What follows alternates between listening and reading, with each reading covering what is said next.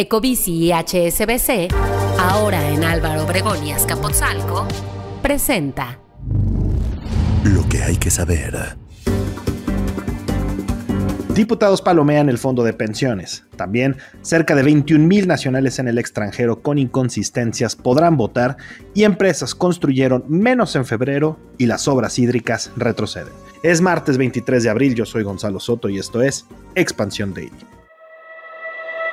Esto es Expansión Daily. Lo que hay que saber. Lo importante del día con los editores de Expansión. Expansión Daily. Lo que hay que saber. Bienvenidos. Bienvenidas y bienvenidos a un episodio más de Expansión Daily. Suscríbanse y compartan este episodio para que más gente esté bien informada. Creemos esta comunidad de Expansión Daily para que entre todos tengamos siempre la mejor información. Y bueno, hoy está conmigo Diana Zavala, editora de obras en Expansión. Diana, porque tú lo pediste, repites. Repito, siempre muy feliz de estar contigo, Gonzalo. Muchas gracias. No, al contrario, Diana. Y bueno, vámonos ya con la información, porque ayer por la tarde la Cámara de Diputados aprobó el dictamen con proyecto de decreto con el que se crea el famosísimo Fondo de Pensiones para el Bienestar, que tiene como objetivo complementar los montos con los que se pensionan los trabajadores que están en el sistema de cuentas individuales de retiro. Esta fue parte del paquete de reformas que envió al Congreso hace unos meses el presidente Andrés Manuel López Obrador, porque ¿qué se hace cuando un gobierno está a punto de terminar? Pues tratar de modificar o ponerle un mini curita al terrible problema que tenemos en nuestro país del sistema pensionario. Bueno, ¿qué se aprobó, Diana? El día de ayer, lunes, se aprobó que se integre con recursos provenientes de las cuentas individuales de retiro el fondo de pensiones de trabajadores del sector privado o público de 70 años o más que no hayan reclamado hasta los 70 o 75 años su pensión. Esta no será la única fuente de financiamiento, de acuerdo a lo aprobado, pero es lo importante y lo que ha estado generando dudas, Gonzalo. Sí, es una reforma bastante compleja en algún sentido, también por el ruido político que ha habido, o el ruido en general entre las distintas facciones políticas. Nada más para mencionarlo, fueron en realidad los votos de Morena y sus aliados los que permitieron el aval. La votación quedó 252 votos a favor contra 212 votos en contra y 4 abstenciones.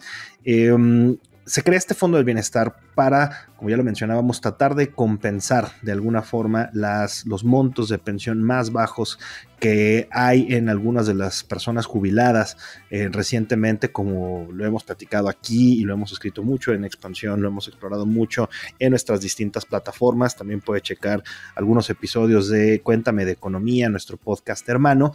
Las pensiones serán insuficientes, lo que estamos generando en las Afores simplemente no da, y lo que este fondo está tratando de hacer es elevar un poquito el monto, sobre todo de aquellos que no alcanzan, o las pensiones, los que tienen, digamos, una cuenta más baja. A ver, los fondos que no serán transferidos, ojo, son los de las cuentas individuales que, aunque tengan esa edad, tengan una relación laboral activa, es decir, las personas de 70 años o más. Además, esto es importante recalcarlo, se garantizó la imprescriptibilidad del derecho de las y los trabajadores, así como de sus beneficiarios, a reclamar los fondos en cualquier momento, incluyendo los intereses generados.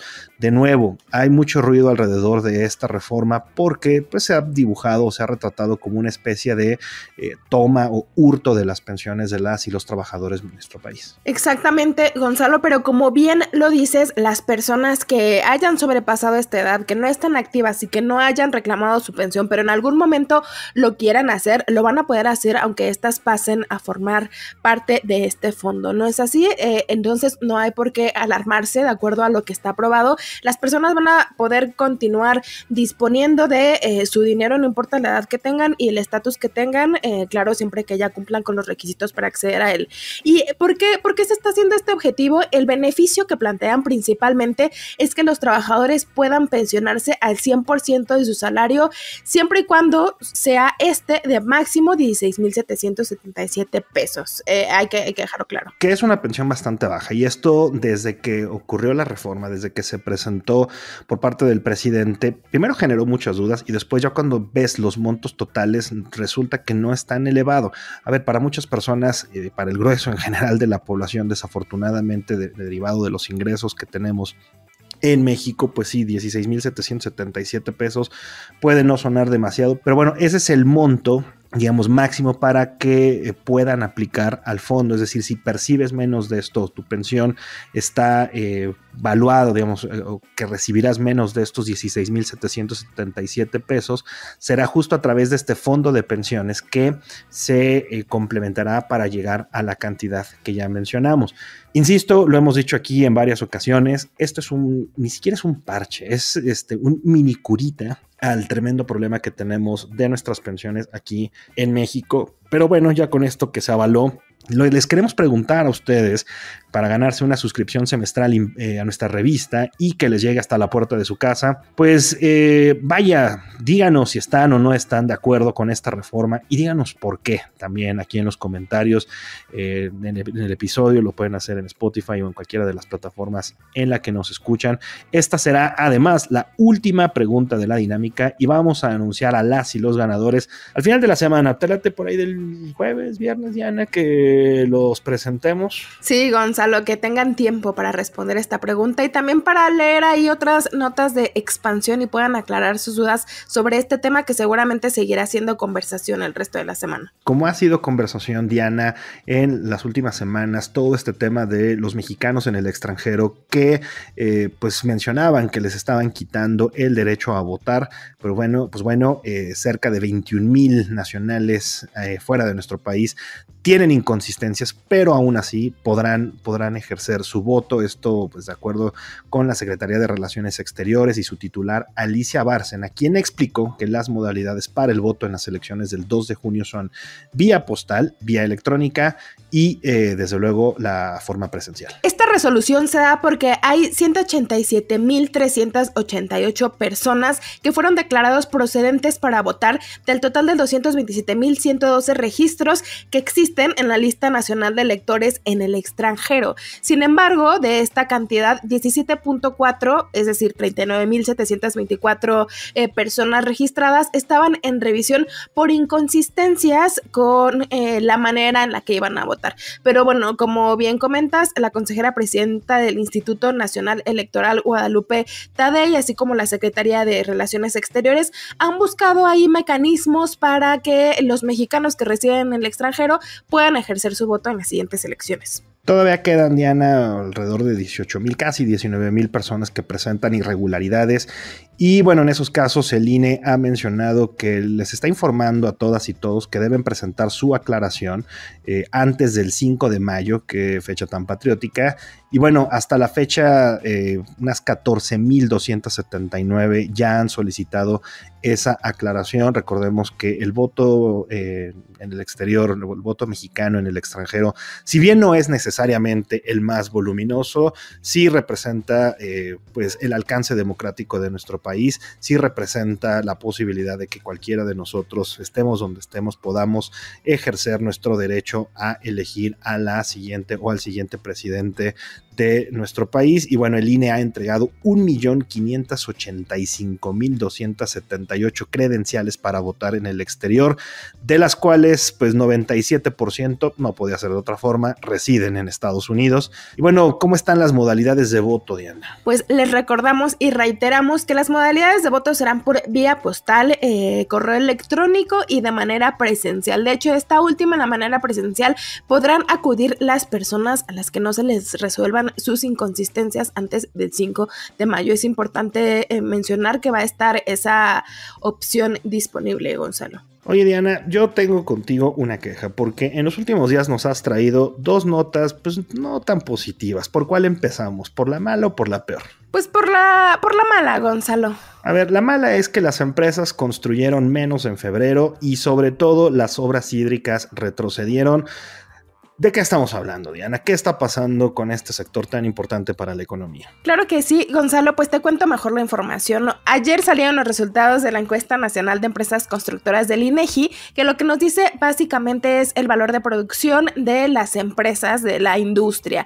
También nos detalla cuáles son las obras que se están construyendo, en qué estado se está construyendo y etcétera, ¿no? Muchísimos detalles. Lo que llama la atención es que durante febrero se registró una caída en el valor de producción de 1.3%. O sea, las empresas construyeron 1.3% menos que el año pasado y esto se suma a una caída que viene también de enero. Esto contrasta mucho con lo que vimos el año pasado, que fue crecimiento. Pero ¿cuáles fueron las obras que más cayeron? Precisamente las relacionadas con el agua. Ahí es justo donde quiero, Diana, que nos comentes un poquito más, porque estamos viviendo, digo, muchos de nosotros, y digo, o sea, hablo en plural porque ya lo estoy viviendo en carne propia, esta escasez de agua, los problemas hídricos que estamos padeciendo en gran parte de nuestro país. No importa dónde vivas, en realidad tarde que temprano vas a tener algún tipo de problema derivado con justo la falta de infraestructura hídrica, y llama mucho la atención que ahí es en donde vemos un rezago bastante importante. Diana, ¿cómo están las cifras sobre las obras hídricas aquí en México? Las obras hídricas cayeron, Gonzalo, 3.2%. Estas son las obras de agua, riego y saneamiento que son importantes a nivel nacional. Generalmente estas obras el año pasado estuvieron con bastante crecimiento, pero algo pasó a partir de enero de este año que han bajado, sobre todo en el norte del país, que es en donde se estuvieron concentrando a partir de los temas de escasez en Nuevo León. En la Ciudad de México no hemos visto un aumento de estas obras, a pesar de los reclamos que han habido desde inicios del año del desabastecimiento, principalmente del tema de Cutzamala, y que eso ha develado muchos otros problemas en la infraestructura hídrica, principalmente, que es en donde las constructoras suelen reportar estas obras al INEGI. Llama mucho la atención, Diana, que no obstante las obras hídricas van en retroceso, hay algunos sectores y algunos estados pues, que no van tan mal, ¿no? Hay estados y sectores que han destacado, Gonzalo, y que son cosas particulares, curiosas, que llaman la atención de este febrero. Nuevo León es un estado que históricamente ha tenido la mayor actividad en la construcción. Sin embargo, durante febrero de este año quedó desbancado por Quintana Roo, que tuvo un crecimiento de 12.4% respecto al año pasado en la actividad de la construcción, y esto principalmente por obras de transporte y urbanización que se traducen en la construcción del tramo 5 del Tren Maya, que ha sido muy importante en el valor de producción que han reportado las empresas al INEGI. Y bueno, Diana, esta fue la mala. Vamos con la peor. Y digo la peor porque la verdad, el tema del embellecimiento urbano, el tema de la vegetación urbana, el tema de la falta de espacios verdes en nuestra Ciudad de México es un asunto bastante grave. Y bueno, lo que hemos visto o lo que nos traes en esta ocasión es una nota que se publicó desde la semana pasada en expansión.mx y en Obras por Expansión, que tiene que ver justo con la muerte de las palmeras. La Ciudad de México, la capital del país, y perdónenme que nos pongamos muy locales en esta información, pero la verdad es que es bastante relevante porque eran estos árboles, esta vegetación, era símbolo no nada más de la ciudad, incluso de algunas zonas muy específicas, hasta los emblemas del metro y del metrobús tienen en algunas estaciones las palmeras, que hoy las podemos ver muertas, cayéndose, desgajándose, en escenas, la verdad, bastante trágicas, que además están transformando por completo el paisaje urbano aquí en la Ciudad de México.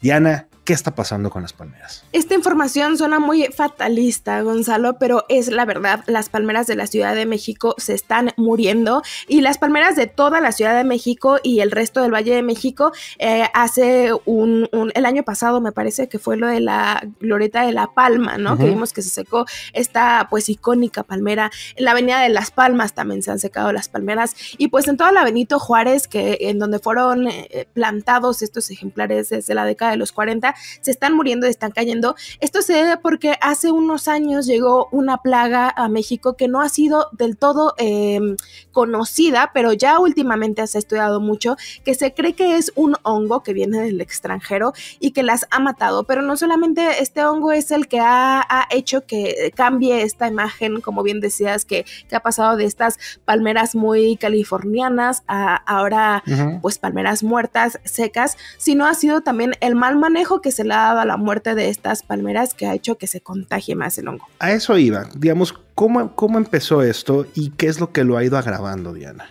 No se sabe bien por qué llegó el hongo a la Ciudad de México en particular, pero sí se ha podido estudiar cómo es que se ha contagiado y han habido diversas maneras, ¿no? Una de ellas es que seguramente se empezó a podar a estas palmeras que estaban contagiadas con tijeras, machetes, instrumentos, no se desinfectaban y se seguían podando el resto de las palmeras y esto ha hecho que se contagió.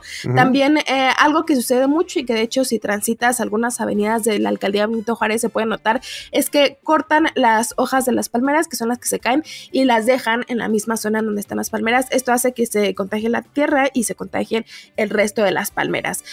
Los expertos dicen que se debería controlar mucho la poda de estos ejemplares, quemarlos en un lugar seguro y controlado para no seguir contaminando al resto de palmeras, pero lamentablemente para el momento en el que estamos ahorita, lo más probable es que ya no sobrevivan y vamos a ver, como tú bien dices, una transformación en la imagen urbana. Van a tener que reemplazarse estos ejemplares por algunos otros porque hay avenidas y hay colonias como en Polanco en donde se han intentado volver a plantar estas palmas y no han sobrevivido porque se vuelven a contagiar. Entonces, Gonzalo, es una noticia muy triste, muy importante porque también se ha vuelto riesgosa. Han habido accidentes donde se caen estas hojas de la palmera porque no se han quitado por completo y rompen parabrisas de automóviles y demás. Entonces, sí me parece que es un tema interesante a seguir y pues hay que caminar también de vez en cuando viendo hacia arriba, ver nuestros árboles. Es como decíamos, es una especie de tragedia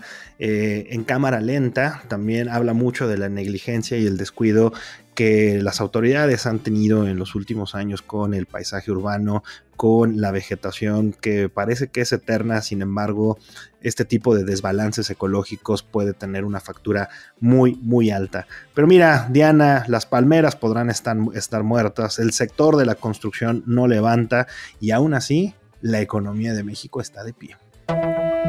Aunque a veces parezca, no todo está perdido.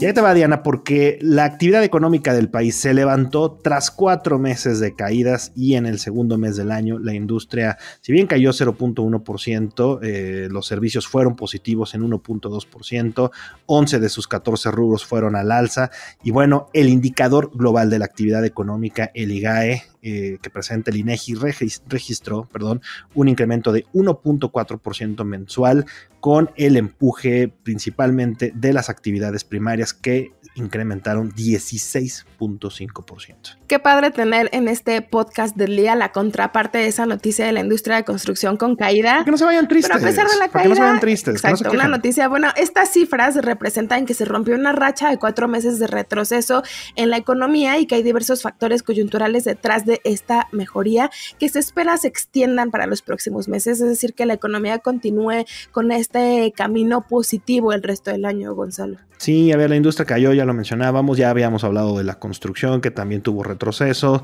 la minería también se fue para atrás, no obstante, ya lo decíamos, el sector primario, es decir, la agricultura, la ganadería y los servicios tuvieron incrementos importantes al alza.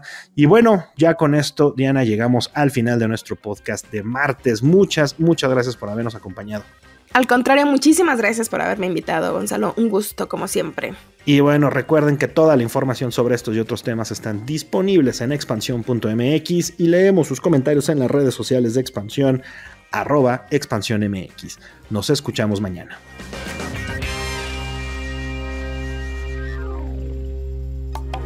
Expansión Daily. Escucha un nuevo episodio lunes a viernes a partir de las 6 de la mañana. Expansión Daily es un podcast de Expansión. Este episodio llega a ti gracias a rss.com, el podcasting hecho simple. Ecobici y HSBC, ahora en Álvaro Obregón y Azcapotzalco, presentó